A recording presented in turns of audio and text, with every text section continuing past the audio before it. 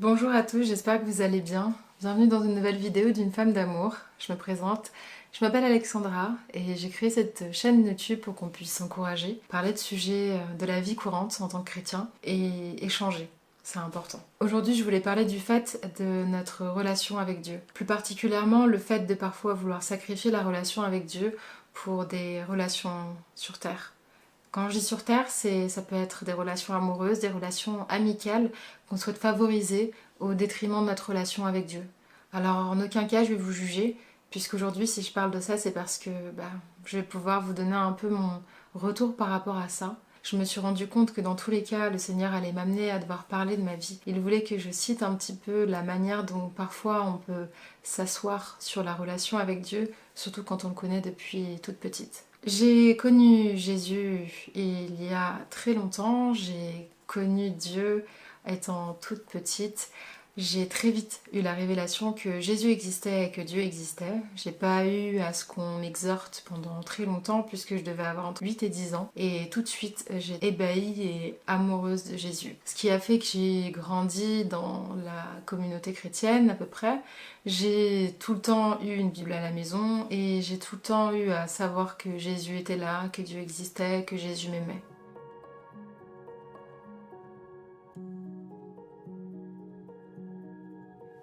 Ce qui a fait que là où certains peuvent dire t'as eu de la chance, t'as connu Jésus depuis toute petite, t'as pas eu à perdre peut-être pas mal d'années dans ta vie, je pourrais me notifier aussi que le fait de connaître Dieu très jeune, ça amène aussi à parfois ne pas se rendre compte de la valeur de la relation. Quand on est avec quelqu'un pendant pas mal d'années, c'est comme un mariage, comme une relation amicale. Si on n'entretient pas correctement la relation, on peut la penser comme acquise. Et moi, c'est ce que j'ai fait avec Dieu. C'est-à-dire que dans chaque passage de ma vie, à chaque fois que je péchais, je me suis rendu compte que dans tous les cas, ça fait des années et des années qu'il est avec moi et c'est pas bien grave. En parlant maintenant, c'est pas forcément très agréable, mais il faut que j'en parle. Il faut en parler parce que peut-être qu'il y en a qui pensent que leur relation actuelle n'a pas de valeur, peut-être parce que ça fait pas très longtemps qu'ils connaissent Jésus et qu'ils se disent, avec tout ce que j'ai fait dans mon passé, Jésus peut-être ne m'aime pas autant qu'il doit aimer un frère ou une sœur en Christ, alors qu'il doit être peut-être là depuis 20 ans. C'est vrai que quand on est à l'église, on entend je suis pasteur parce que mon père est pasteur, parce que mon arrière-grand-père était pasteur, ou je suis chrétienne depuis 20 ans, ou ça fait maintenant 5 ans que je suis chrétienne, ou ça fait peut-être maintenant 15 ans.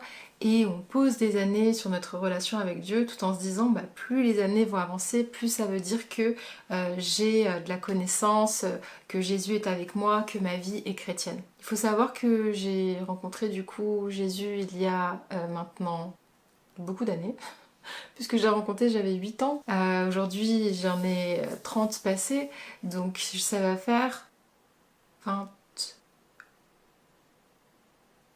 Ça fait combien? 32 moins 8, 31, 30. Ça fait maintenant, ça fait 24 ans que je connais Jésus. Que moi je le connais. Mais bon, lui ça fait, ça fait pas mal d'années qu'il me connaît. Ça fait 24 ans que je connais Jésus. Et vous allez vous dire, waouh, amazing, c'est incroyable, ça fait 24 ans que tu connais Jésus, t'as dû, je sais pas, faire des trucs de ouf et tout. Et ben non, non. Donc à tous ceux dont ça fait peut-être pas très longtemps que vous êtes avec le Seigneur Jésus, sachez que ceux auxquels ça fait peut-être 20 ou 30 ans, il y en a dans l'eau qui sont pas waouh. Et en fait, il n'y a pas forcément de vie chrétienne waouh. La seule chose qui est waouh, c'est quand quelqu'un qui n'est pas chrétien vient à Jésus-Christ. Ça, c'est waouh. Après, le nombre d'années que ça fait que vous êtes dans la foi, ça ne regarde que vous et Jésus. C'est pas quelque chose qui va être vendeur et c'est pas quelque chose qui doit être vendeur. Parce que dans tous les cas, on est sur terre pour se purifier et être prêt pour que Jésus vienne nous chercher. Petite parenthèse. Donc du coup,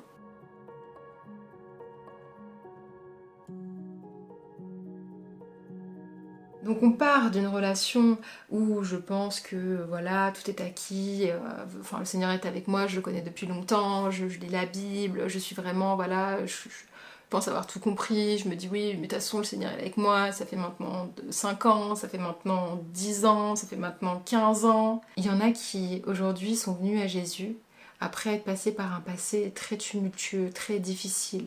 Moi, pas forcément, puisque je l'ai connu tôt, mais il m'a fait passer par des épreuves de vie, au travers aussi de ma désobéissance. Il a permis que ces périodes de vie me travaillent à un point où aujourd'hui, il a pris 24 ans pour me montrer à quel point la relation que j'ai avec le Seigneur est le pilier fondamental de tout. Et ça fait mal à l'ego, mais ensuite on a une joie immense de se dire merci Seigneur. Merci.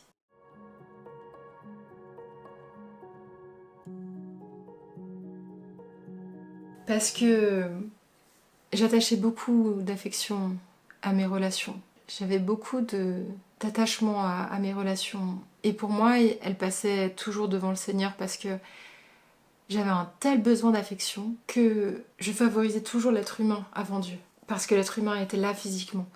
Il pouvait me parler physiquement. Il pouvait tout faire, me toucher, il pouvait me faire un câlin, il pouvait me promener, m'amener quelque part, il pouvait me divertir, faire énormément de choses au niveau de la chair. Alors j'essayais de me suffire et de me contenter de ça. Et au fil du temps, au fil des années, le Seigneur a commencé à m'enlever ces personnes-là. Alors moi j'essayais de les retenir, j'essayais que ce soit chrétien, non chrétien, parce que n'importe quelle personne je pouvais la mettre en première tête. Alors il m'a fait passer par des étapes de vie, comme ça, ou des moments où j'étais trop contente parce que j'avais des amis, j'avais des relations, j'étais waouh, j'avais un petit copain, j'étais contente. Et après j'ai commencé à voir ma vie fracturée. Les gens partaient, j'avais des trahisons, on me mentait, c'était pas des vraies vérités, on me parlait d'amour mais c'était pas de l'amour, on me vendait du rêve et j'étais fracturée. Et dans ma fracture, j'ai commencé à me dire bon bah c'est pas grave, je vais essayer à nouveau. Alors j'ai réessayé et j'étais de nouveau fracturée. Alors j'ai commencé à me dire mais pourquoi tout ça? Pourquoi tout ça? Moi la seule chose que je cherchais c'était de l'amour. Et là, dans la plus profonde souffrance, je me suis rendu compte qu'être aimé par le monde n'avait aucune saveur, aucune. Ça fait mal. Quand on a sacrifié 24 ans de relation avec Dieu pour être aimé du monde, alors qu'on sait pertinemment dans la Bible qu'être aimé du monde, ça ne sert à rien, qu'il n'y a rien de bon dans le monde et que bien au contraire, Jésus a vaincu le monde. Mais le savoir, c'est autre chose que le vivre. Le vivre, c'est très douloureux, très très douloureux. Alors il m'a enlevé des personnes, une par une. J'ai essayé de les retenir. Il me les enlevait quand même. Et petit à petit, il m'a montré et il m'a fait vivre des situations où il était toujours le seul qui restait. Le téléphone ne sonne pas. Personne n'est dans la maison. Tout le monde vous tourne le dos. Il n'y a pas d'amitié chrétienne. Il n'y a pas de vie autour. Entre-temps, il m'a parlé. Ça, c'est vraiment un passage, mais un tout petit passage de mon témoignage de vie, mais comme ça. Et il a regardé pendant toutes ces années la manière dont je plongeais dans les relations, dont je sautais dans, dans toutes ces choses, et il attendait. Et il savait exactement ce qu'il était en train de faire. Dieu savait exactement ce qu'il était en train de faire avec toutes les personnes que j'ai rencontrées dans ma vie, avec toutes les relations que j'ai pu avoir. Il savait que petit à petit, malgré lui, parce que j'ai péché, il allait m'amener à cette vérité. Et pas seulement le fait de l'entendre, mais de le comprendre.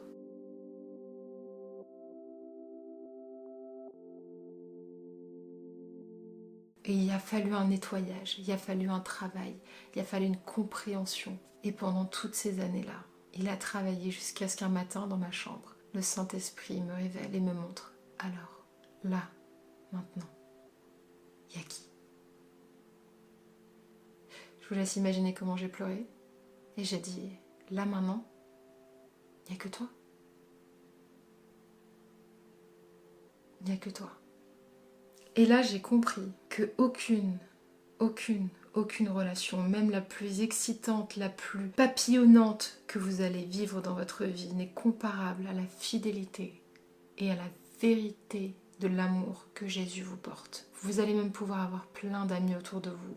Vous pouvez être sollicité socialement énormément. Ces gens-là ne combleront jamais le manque d'affection, le manque d'amour que vous avez au fond de votre cœur. La seule personne qui peut vous restaurer intérieurement et qui peut vous faire sentir en paix, même dans le silence, c'est Jésus.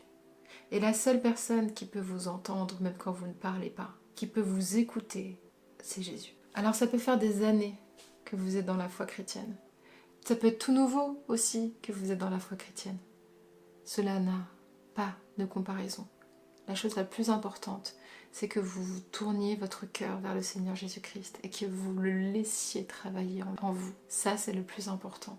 Et je vous encourage. Plus vite ça se fait, mieux c'est, mais si le Seigneur doit prendre des années pour essayer de changer quelque chose en vous, l'essentiel, c'est qu'il le fasse.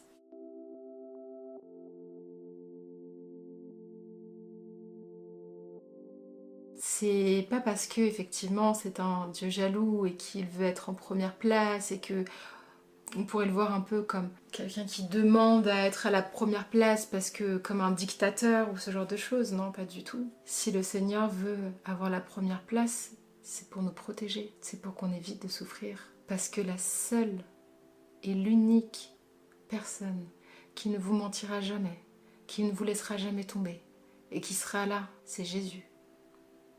Jamais, au grand jamais, j'aurai une relation qui sera comparable à celle que j'ai avec mon Seigneur. Et qu'en plus de ça, l'être humain me trahira toujours. C'est marqué dans la Bible. L'être humain, à un moment dans votre vie, que ce soit votre enfant, votre mari, va vous décevoir à un moment. Mais le Seigneur ne vous décevra jamais.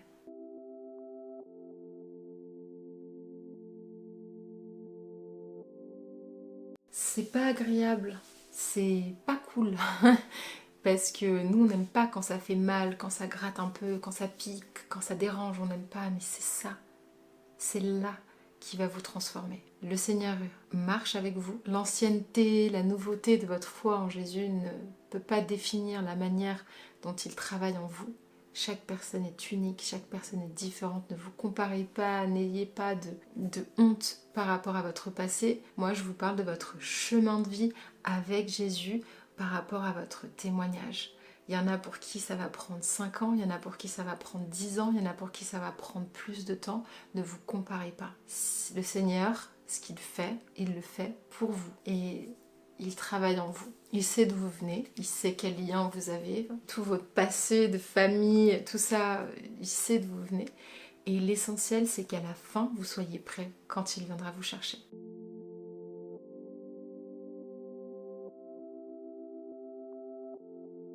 Là où moi je peux donner un conseil, c'est tôt ou tard, ce que vous voulez éviter qu'il fasse, il le fera. Et plus vous essayez de fuir, plus ce sera bataille, ce sera une bataille. Mais il va y arriver. Ça, n'essayez même pas d'essayer de l'amadouer, ça ne marche pas. Quoi qu'il se passe, il arrivera à faire ce qu'il veut. Il choisit en temps voulu, il touche les cœurs, il transforme, il taille, il façonne, il casse, il reconstruit.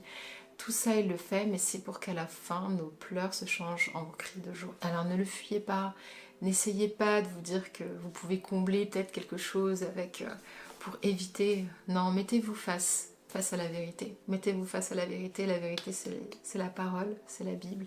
Et vous allez voir, elle va vous... Schlack. Donc c'est ça. Et il m'a fait comprendre tout ça dans Hébreux à nouveau, le passage dans le chapitre 3, au verset 7 à 19, quand il explique pourquoi les gens sont morts dans le désert. Ceux qui se sont rebellés contre Dieu et qui ont choisi de ne pas aller dans le repos.